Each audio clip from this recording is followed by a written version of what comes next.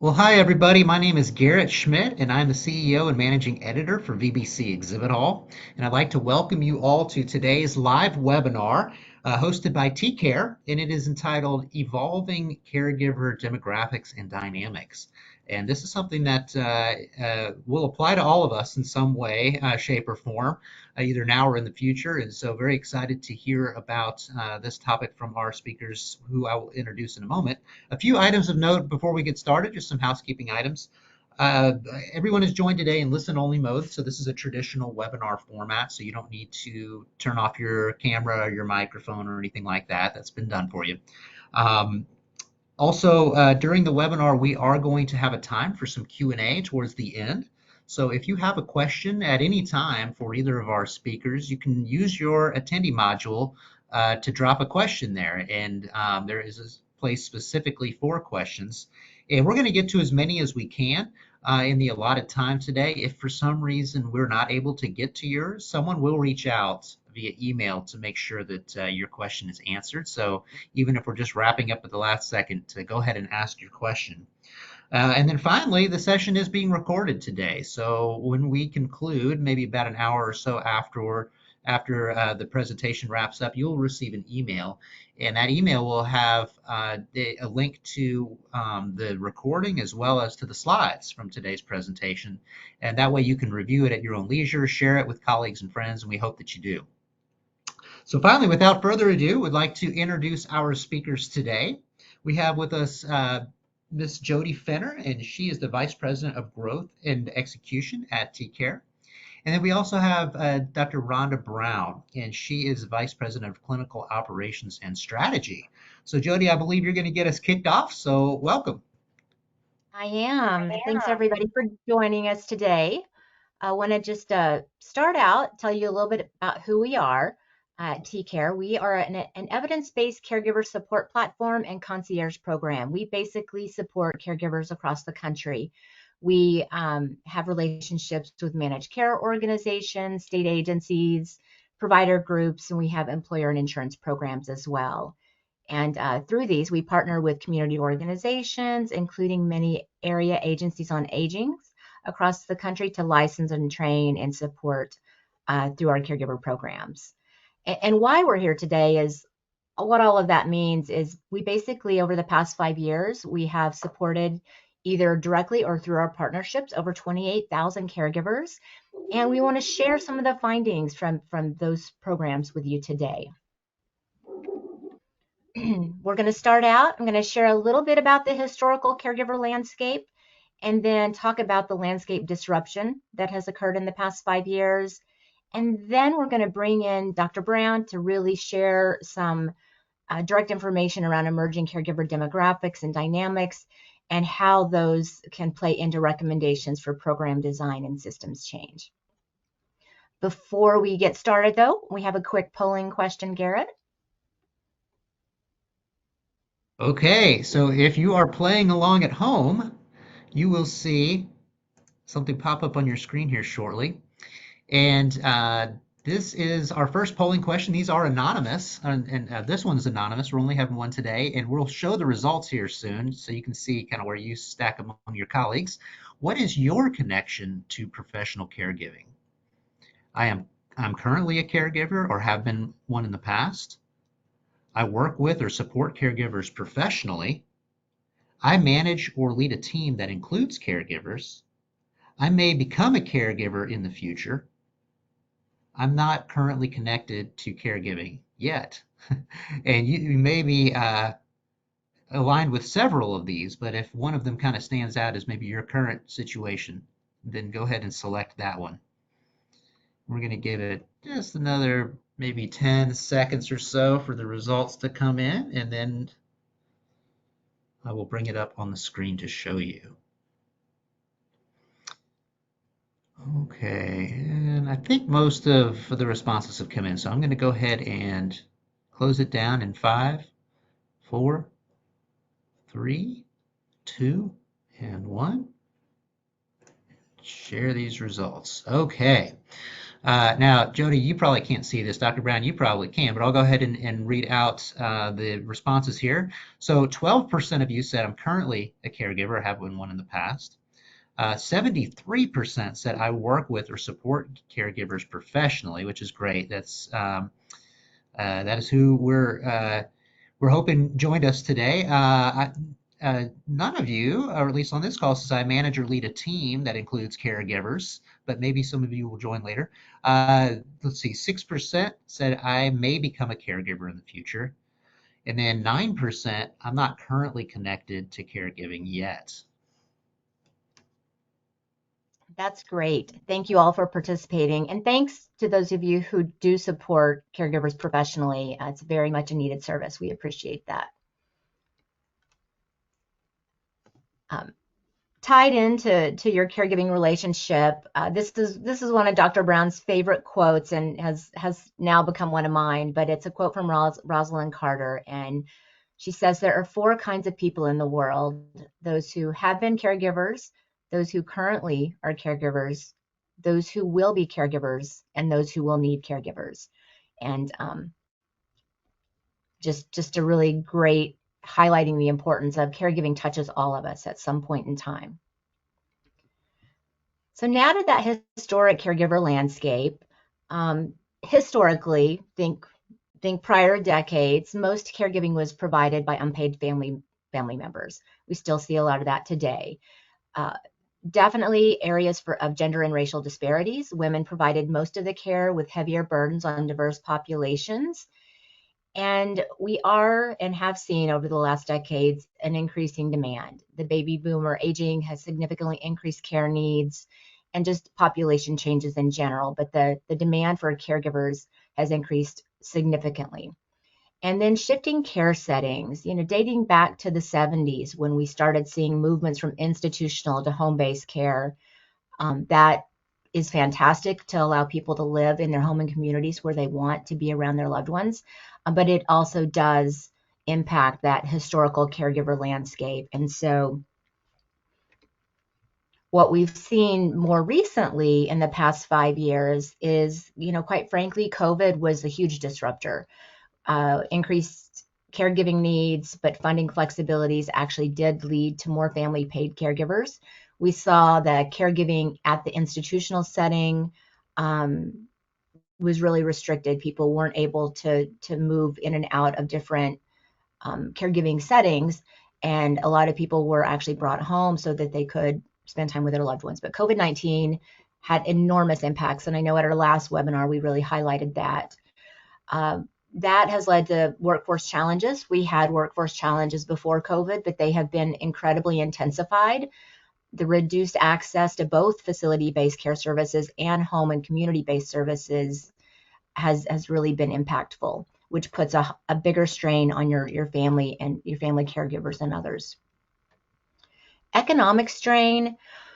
While we have seen flexibilities where family caregivers are now getting paid in many states, we are seeing more caregivers in our programs that face unmet social and financial needs. Even if you become a paid caregiver, oftentimes that caregiving role doesn't compensate for your lost wages at your prior job. And then, just generally, we are seeing more unmet social and financial needs in caregivers. And policy momentum. This is a positive. Growing recognition has led to paid leave, tax credits, and the professionalization of caregiving in ways that really are exciting, and also challenge us to step up and think about how do we then wrap around supports for those caregivers and take advantage of that recognition and those resources so that people are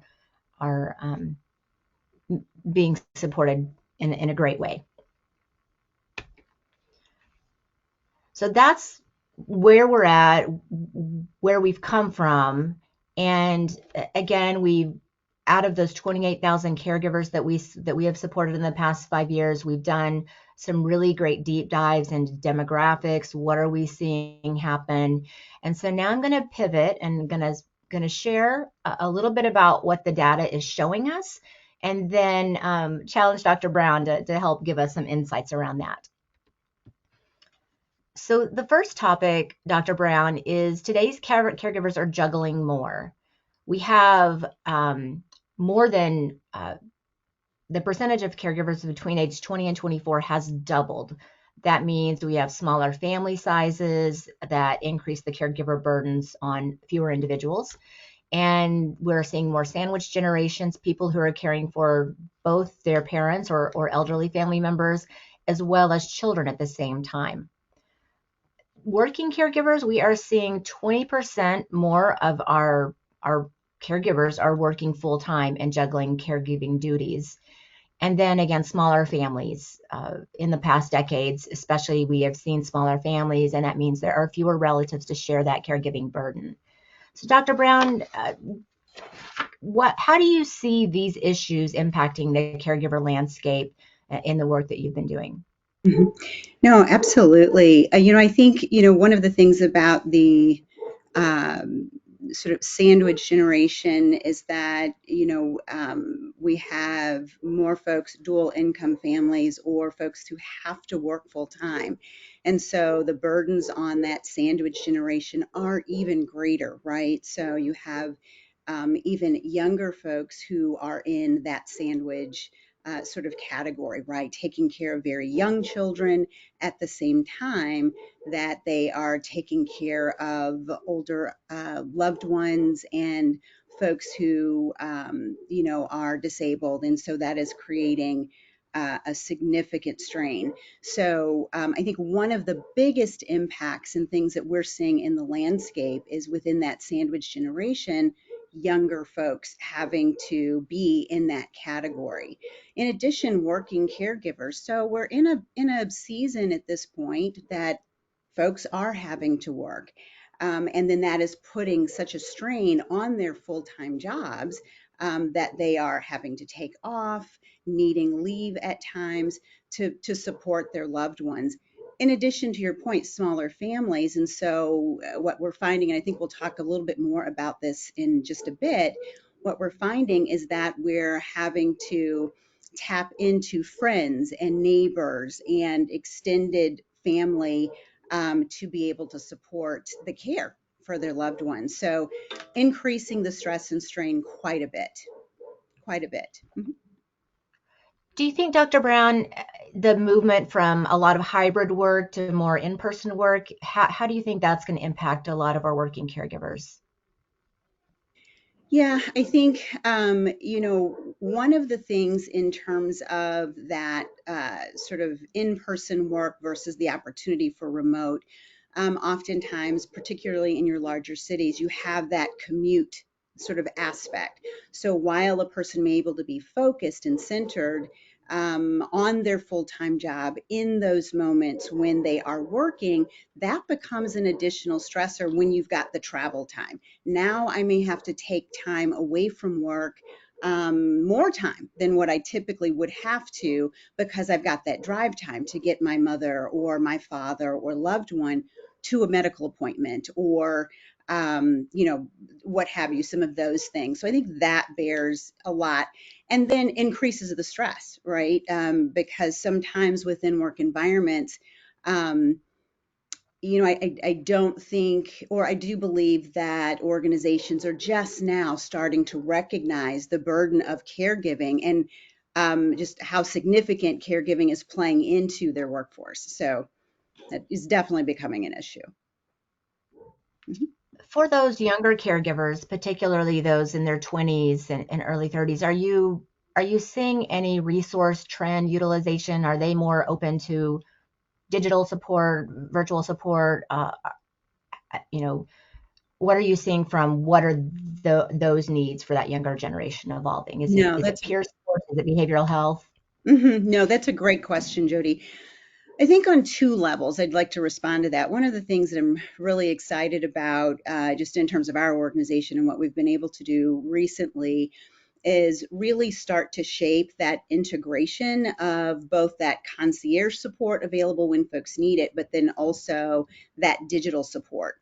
The thing about that is, I think the sort of that younger demographic of caregiver, one of the things that they they may work sort of odd hours, right? So someone may work later into the evening, or balancing their caregiving and work time, right? So they may need access to resources 11 o'clock at night, or 12 o'clock. So having the integration of that digital resource has been of significant value for that segment, that demographic of our caregiver population, and quite helpful, right? So they can get in touch with our caregiver specialists when needed. But if it's 1 a.m. and they're trying to understand a diagnosis, or looking for a certain type of exploring a certain type of resource, they can do that through the digital resource. And we are seeing that with the younger demographic of our caregiver population, certainly. Awesome. Going to move on to the next question. And this is really around gender and caregiving. We talked about the historical caregiving landscape. Females have always carried the larger burden of caregiving. And today we're seeing a little trend more towards more males being that caregiver. Today we still have 60 to 70% of unpaid caregivers are women, but we're seeing that 30 to 40% range of males stepping up and taking on those caregiving duties.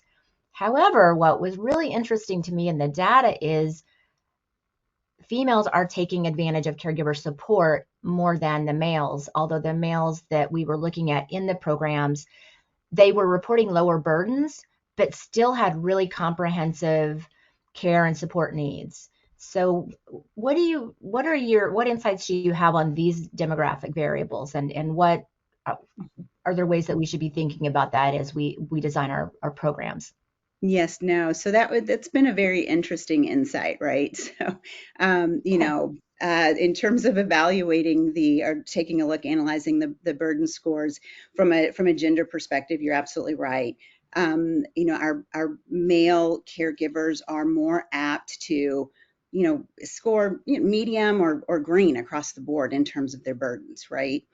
I did a lot of, pulling on all of my, sort of other skills and knowledge to really try to understand this one. And if you think about this from a sociological standpoint, right? So from uh, males, historically are not socialized to, one, ask for help.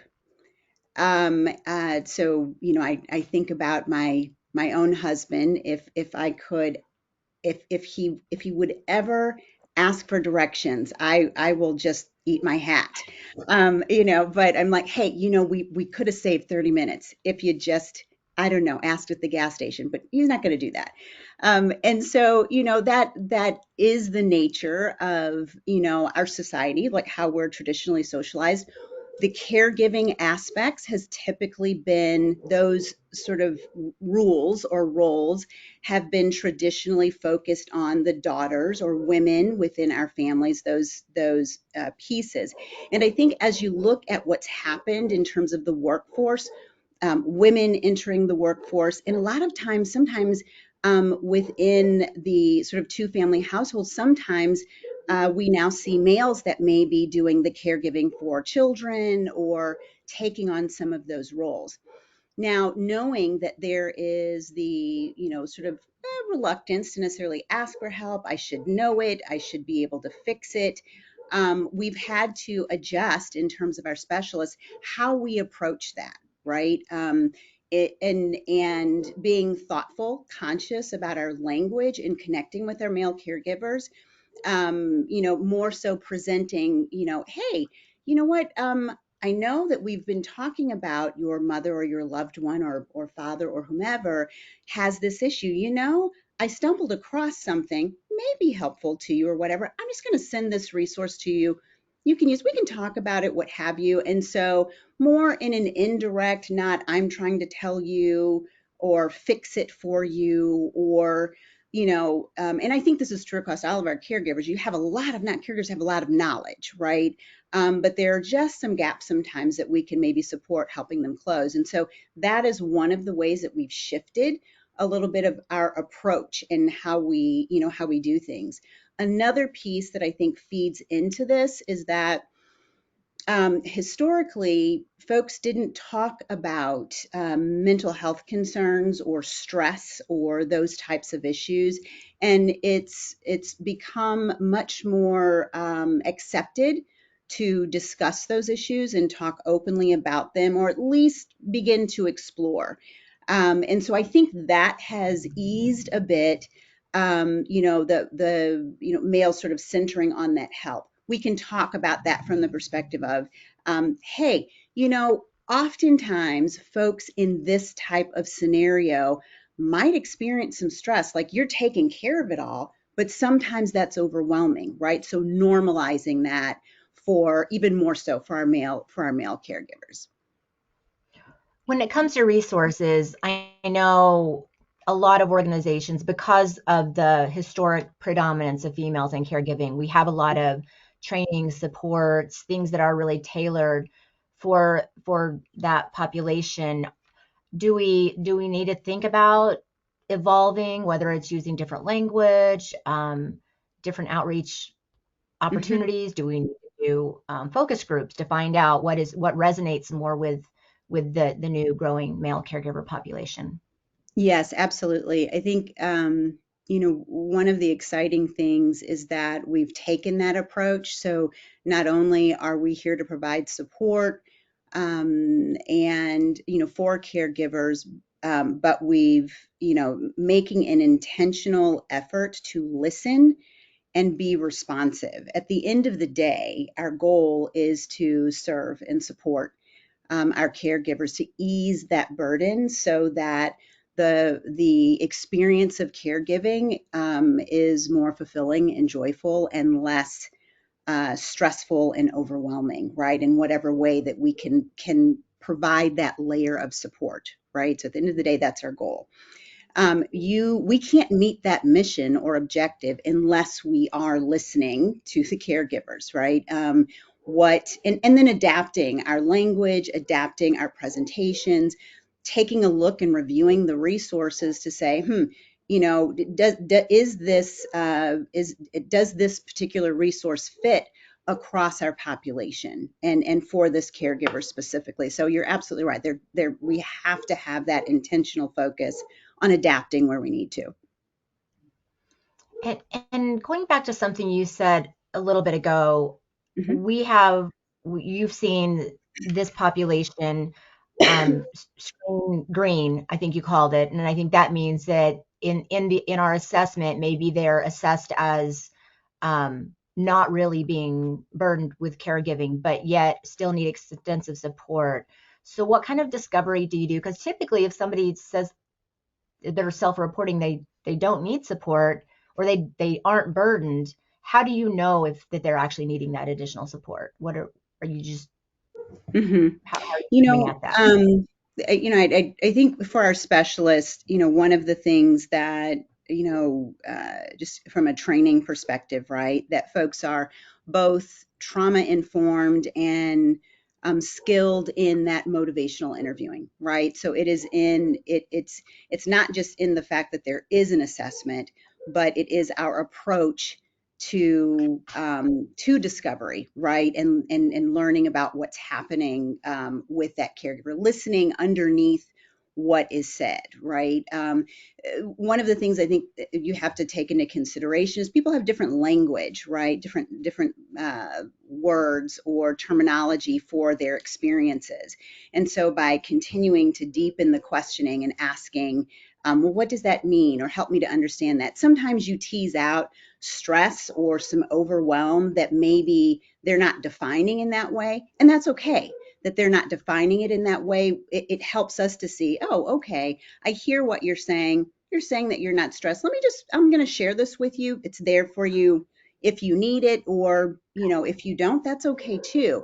The other thing that I think related to what you're saying, Jody, that we have to factor in as well is the fact that, caregiving is this, right? It's, we have up days, we have down days. We have a season where, hey, everything's rocking, I'm not too overwhelmed in this area of my life or that, I'm able to pull it all together, right?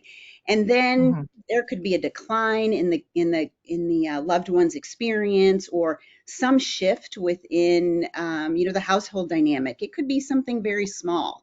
Maybe if I'm in the sandwich generation, the kids have a day off of school, or like we've got to do pickup at a different time, and that can disrupt the whole space-time continuum, right? So Yeah. and things become overburdened. So while someone is reporting, hey, I'm not burdened, I'm not overwhelmed at this point, that support is not, our support is not simply geared for crises state. The intention is that we create some level of stabilization. So while caregiving in its presentation can look like this, right? Sort of big waves, peaks and valleys, right? The goal is that there's still going to be peaks and valleys, but maybe the wave is not so deep, right? And so we approach it from that direction for sure.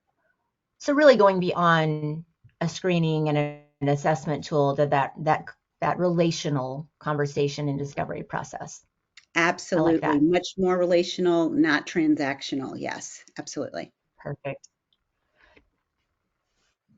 Moving on to the next topic, cultural considerations. I know this has been huge for our organization, and I know others also across the country are really looking at ways that we can address, language barriers, specifically with our approach that's based on identity discrepancy and some of the terminology that we've used in our model previously. We've had to really take a look at that.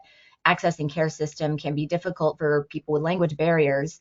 And then insensitive terminology, historical caregiving terminology, we now know from listening that can be culturally insensitive to several populations.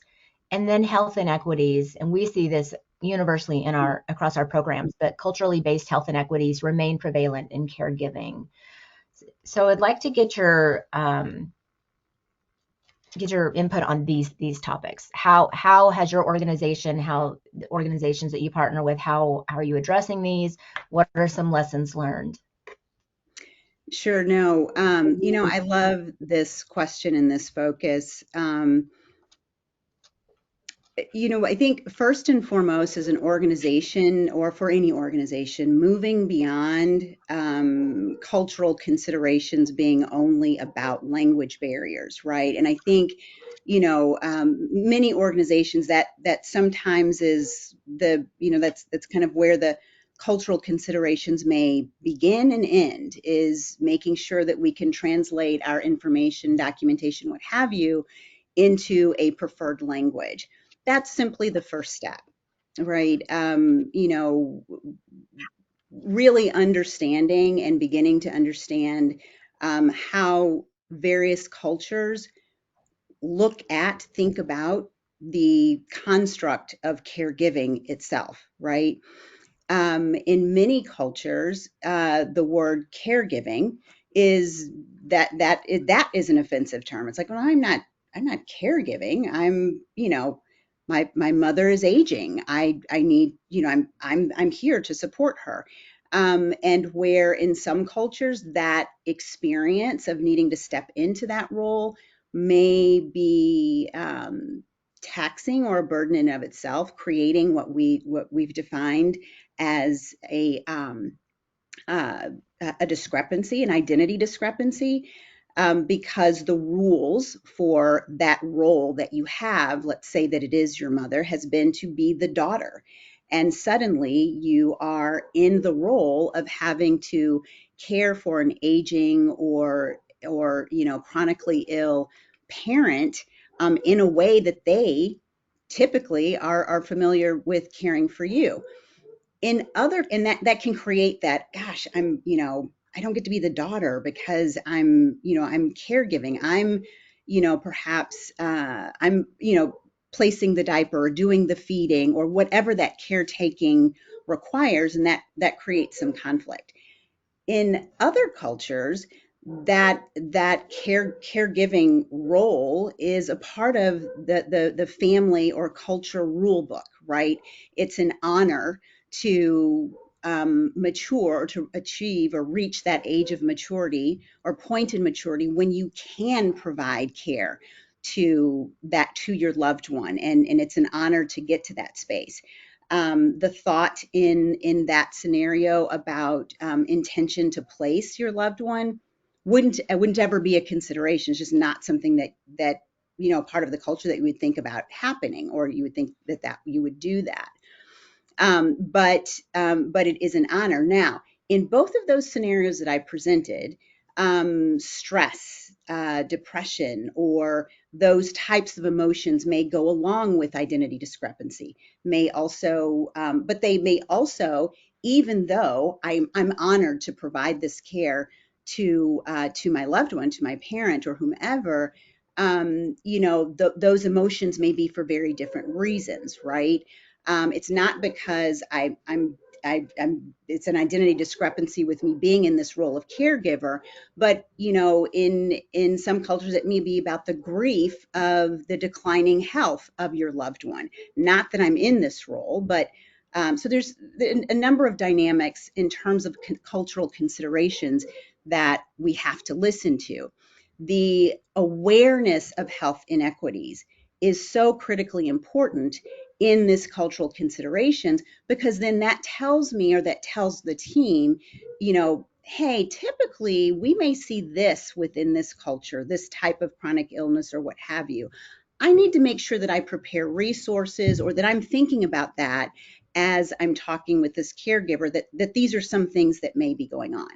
Bottom line, across all cultural considerations, is this: listening, right? Listening and understanding what is their experience, what is their role book. And that's part of that discovery assessment or discovery discussion, really understanding what is the cultural experience and expectation for this particular caregiver that I'm dealing with.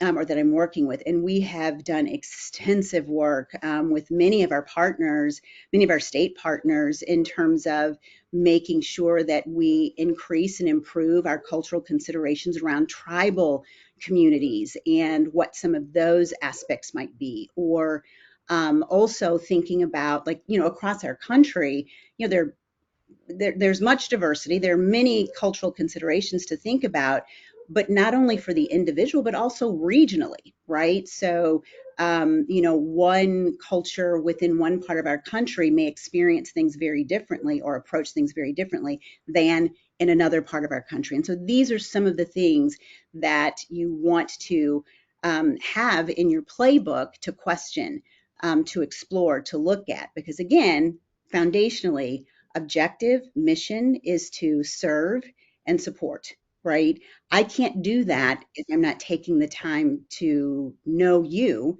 and what the dynamic and structure of your culture is. Are there ways that you can recommend organizations? It's easy to say listen, but what does that mean in action? And yeah. Mm-hmm. Yeah, it means not being afraid to ask the question, right? I think oftentimes we, oh, well, I don't think I should ask that question.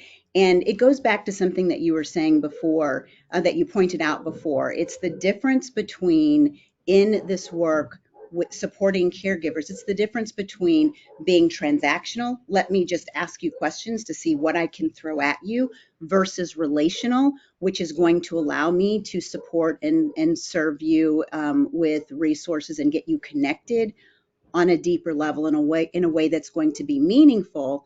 Because I think one of the discoveries that we had is that when we are not sort of being intentional about the cultural considerations, our engagement with our caregivers is shortened. The life of our engagement can be shortened because our caregivers are put off because we didn't, get to know them. And so I think my best recommendation for organizations who are wanting to explore the cultural considerations at a foundation, one of the things that we did within TCARE is to start with a foundation of motivational interviewing, right? How do I ask the question? How do I listen so that I am allowing the caregiver to discover and to inform me so that I can best support them, not listen to fix, right? And so I think that is, that stepping away from that sort of transactional model of engagement. Okay, moving on to the next area, and this was really surprising to me, is that traditionally your caregivers are immediate family members, whether you're caring for a parent or a spouse or a brother or sister.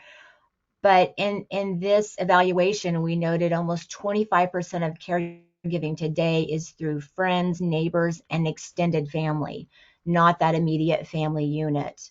Um, can you speak to that and how, so share some examples of how you're seeing this dynamic in action, and how does the long-term trend in caregiving links impact the relationships, and how should we be evolving our approaches knowing that this dynamic is changing? Yeah, I think the these the this was actually a pretty surprising finding in terms of uh,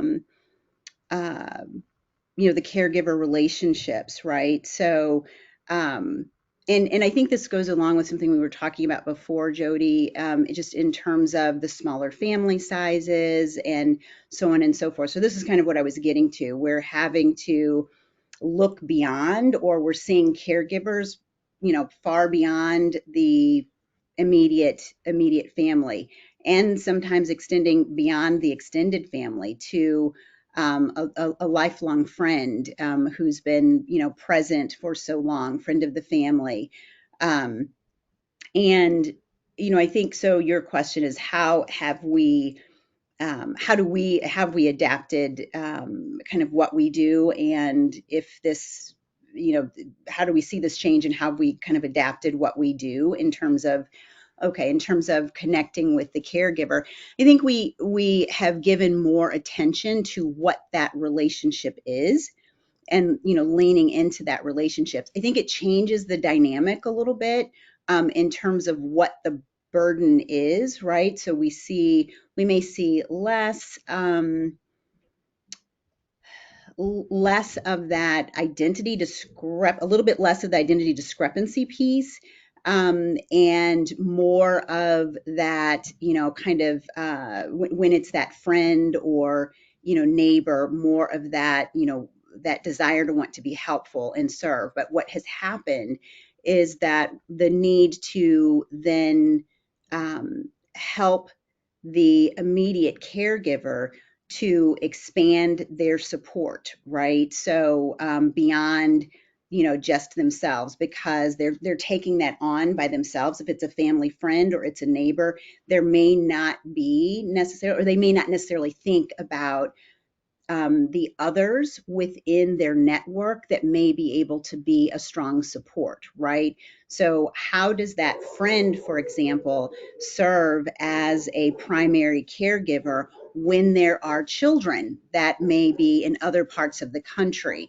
How do we work with them on, communication? A lot of times in those scenarios, there's a little bit of conflict because, kids are, the child of the loved one, maybe have very clear ideas about how things need to be going or what's happening. And sometimes there may be opportunity for support for the caregiving team, right? Beyond just that identified caregiver. But then we've also begun to, in the work with that caregiver, um, do an exploration or a deep dive on their network so that they build in some relief for themselves, and it becomes more of a balanced engagement, so that they're not taking it on solely all by themselves. And that's been, I think, a really an important, I think, change or transition that we've adopted within the work that we're doing with caregivers. Excuse me. want to talk now about some cross-demographic caregiving trends. We have seen significant increases in the 5-year data of stress burdens. That's increased from 43% to 76% of caregivers reporting higher stress levels. And then a 33% increase reported in relation to depression.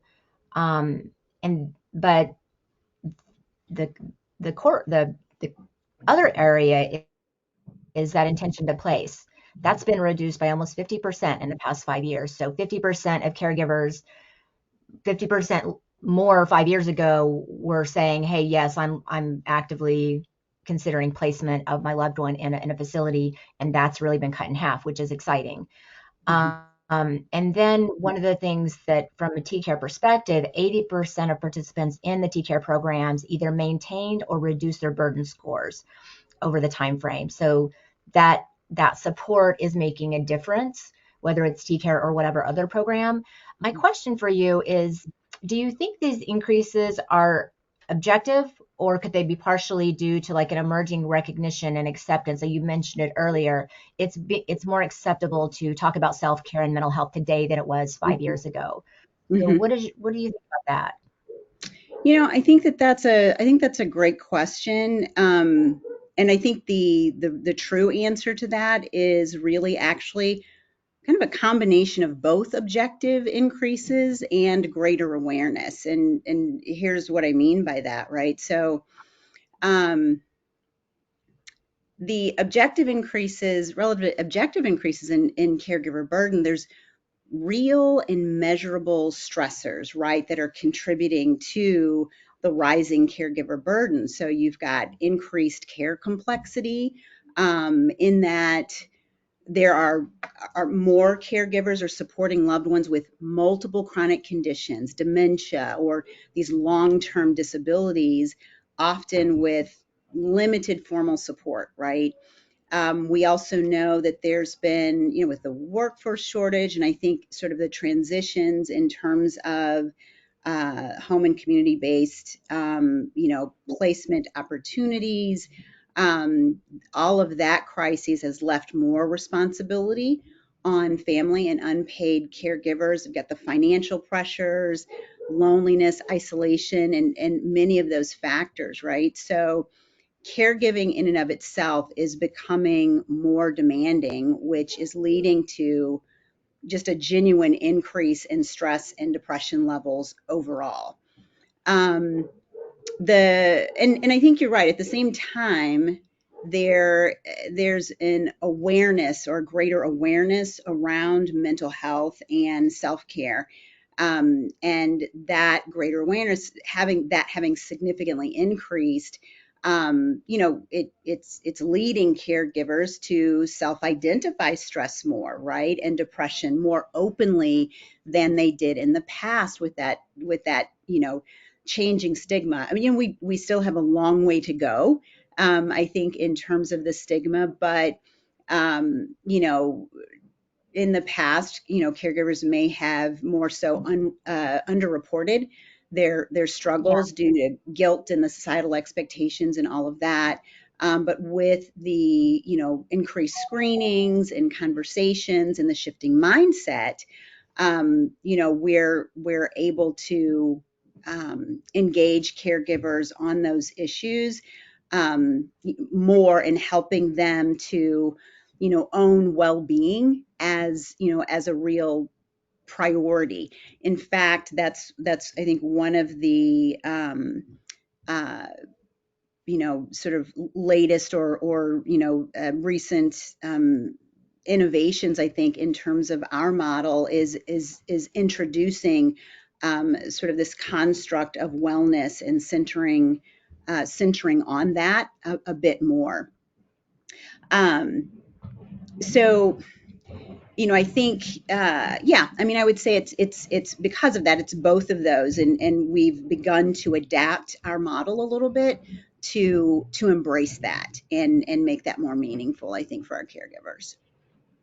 Awesome. I do want to make sure we leave time for questions, but I want to give you 5 minutes to wrap up. And you can choose whichever question you want to answer. But like in a perfect world with no budget limitations, are there things that you would like to see the industry, whether that's employers, health insurance programs, what are things that in a perfect world you'd like to see us do for caregivers?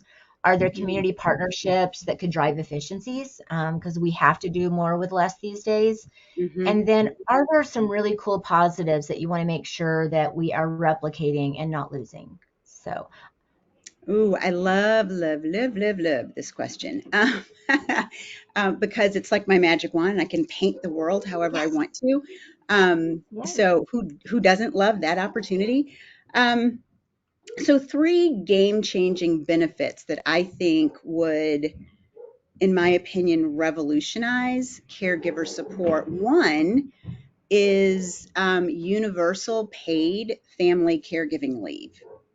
I would love to see that. So, guaranteed long term paid leave for employees who are caregiving, similar to parental leave, but especially for relative to caring for aging and disabled or chronically ill loved ones.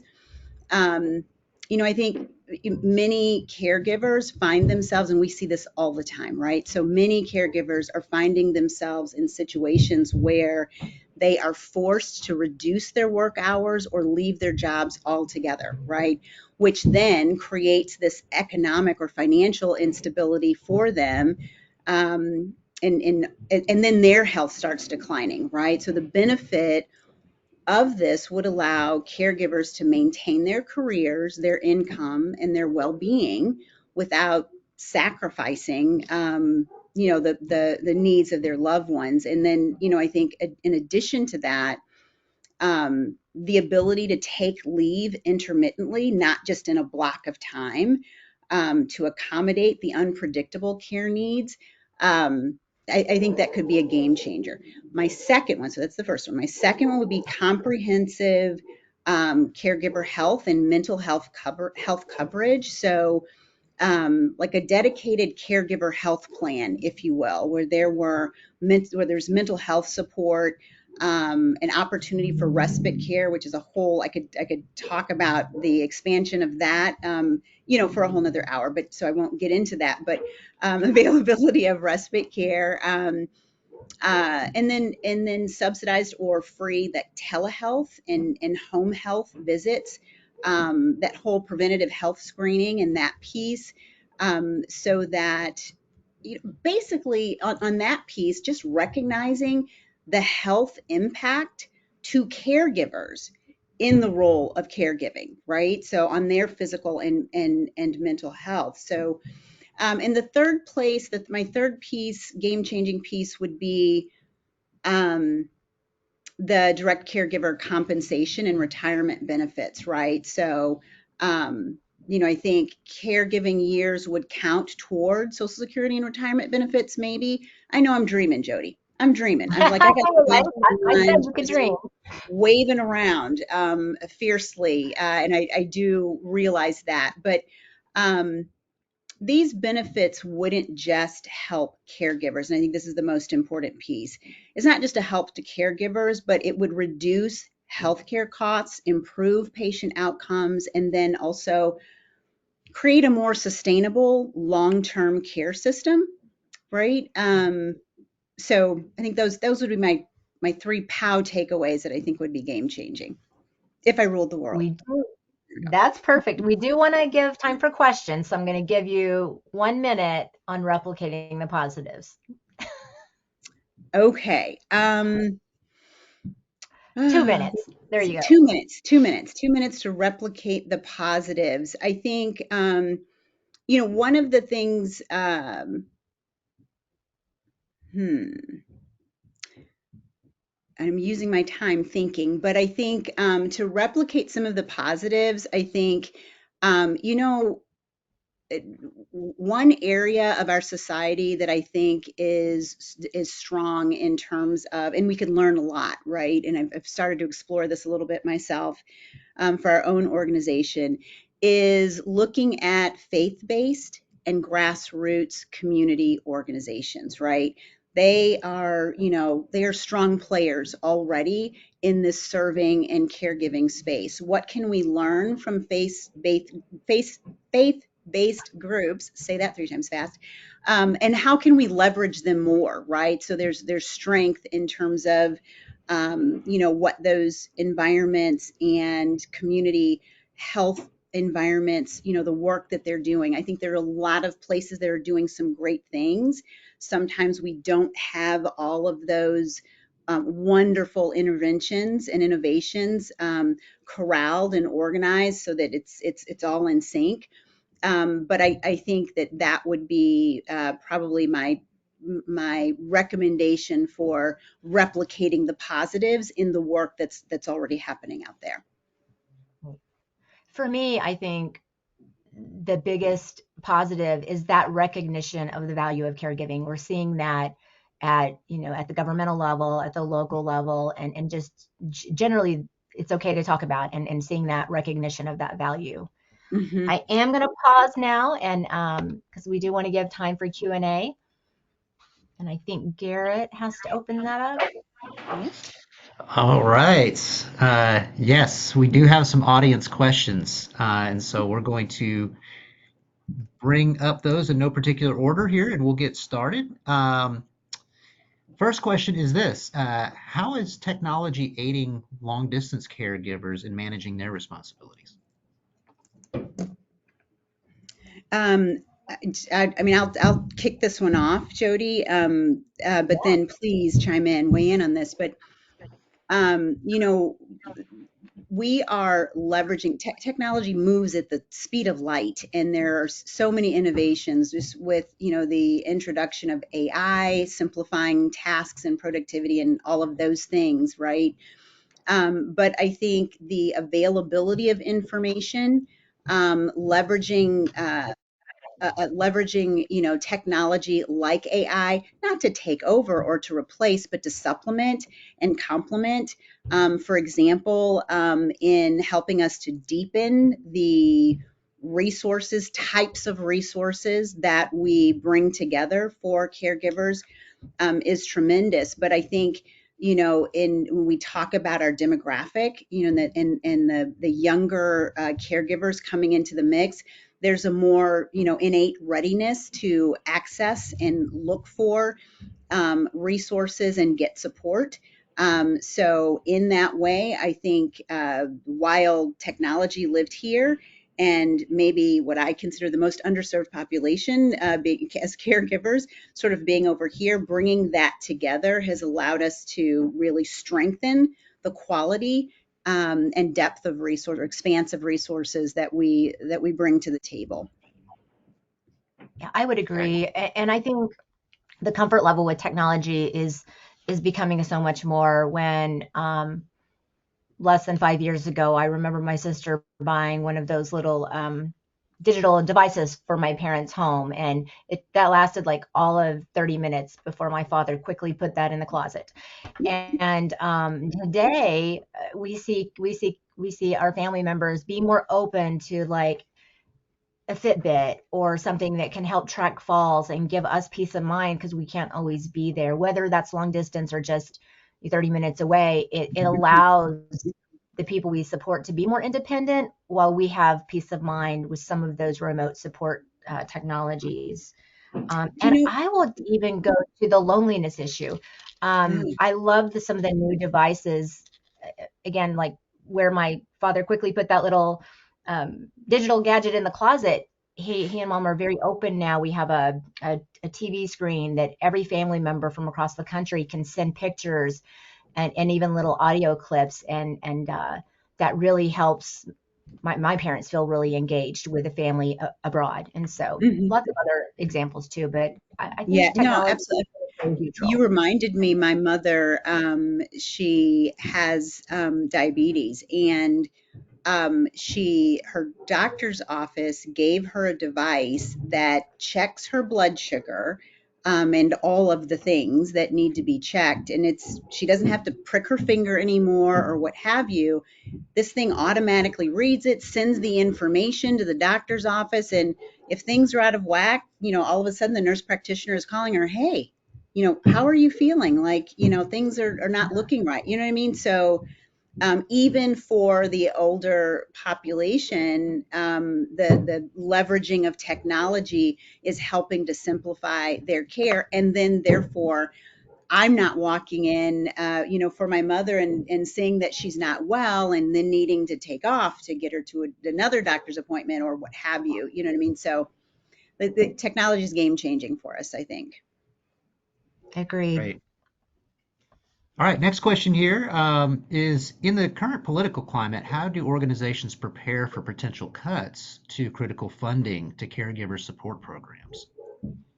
Hmm. Well, I mean, you look at the news today, that's a huge concern for the community partners that we work with. I'll be quite honest, for us, the next 6 months is going to be really about working with those community partners and helping them with strategy because a lot of organizations that are delivering those crucial caregiving supports, they don't have program development teams. Rhonda and I are blessed, we came from a managed care environment where we led product development and management efforts. And so from TCARE's perspective, our intention is to partner with our community partners like AAAs and our states and others. Where can we be more lean, capitalizing on technology, but still having that our concierge in-person support, that human touch. And then are there, can we look at other funding sources? Because I think you're right that is going to change. And also from an information perspective, a lot of our caregiving entities, there's something new in the news every day. You never know what to believe or what not to believe. And so I think organizations that can have to help compartmentalize that data and information to reduce that stress level and make sure that the organizations we work with are well informed and know what their options are. Jody, I don't know if you remember when we were in our previous sort of managed care environment, I used to have this saying, partner over payer, right? Is just what I used to say. And given the current political climate, us bringing that skill or value of partnership with the organizations that we work with, I think, I can't punctuate that enough, because we're in uncertain times, and that in and of itself, at an organizational level, on an individual level, brings a lot of stress. So our ability to, bring that partnering on solutions with the folks that we work with, I think, has been quite valued by the folks that we work with. So I would add to that accountability. We know that there should be, right? Our tax dollars are scarce. We want people to be accountable for how they're being spent.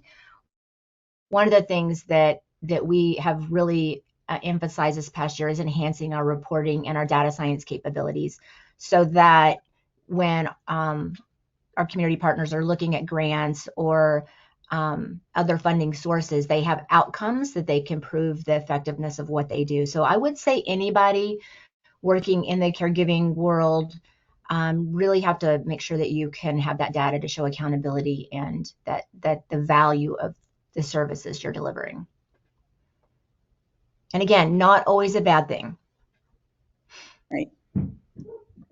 All right. Well, unfortunately, we are out of time. And Oh, so we did have some other questions, but don't worry. If yours did not get answered, someone will reach out via email to make sure we answer your question.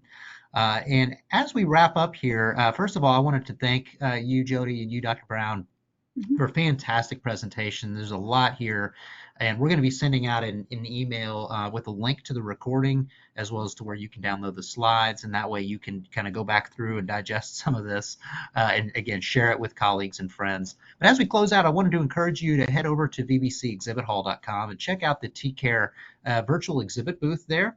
And there's a lot of great resources here. You can read up on them and what they're doing in the space and really just educate yourself, and of course contact them through there.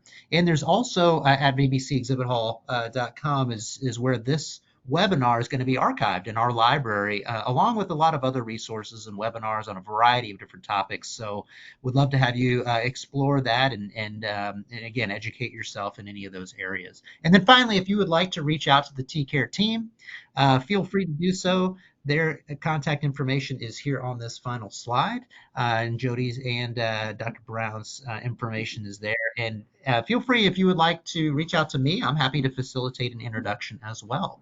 So wanted to thank you all again for spending your afternoon with us. Thank you again, Jody. Thank you, Dr. Brown. Hope you My have a pleasure. wonderful rest of your day and you join us for the next one. All right. Bye-bye now. Thank you. Goodbye. Bye.